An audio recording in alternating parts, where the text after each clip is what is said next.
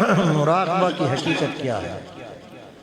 خلوت مع اللہ، خلوت مع اللہ، جو اپنے اختیار سے ممکن، جتنی اختیار سے ممکن ہو اس کو اختیار کرنے کی کوشش میں بیٹھ جانا۔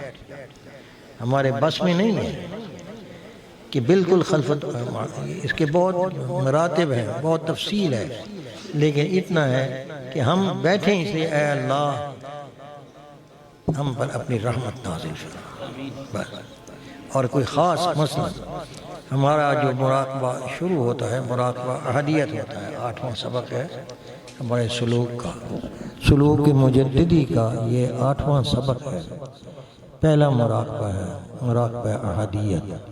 احدیت کا کیا مطلب؟ اس کی نیت یوں کرتے ہیں، فیض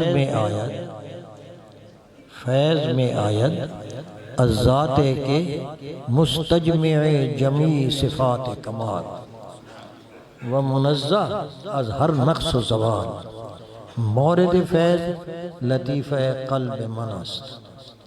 یہ ایک نیت ہے، یہ طالب کو یاد کرائی جاتی ہے اور امید کی جاتی ہے کہ اس کے تحت مراقبہ کیا کرے، ذکر کرنے کے بعد یا جو بھی وقت اپنا مقرر کر لے، اللہ جس کو جتنی چاہے توفیق عطا فرمائے۔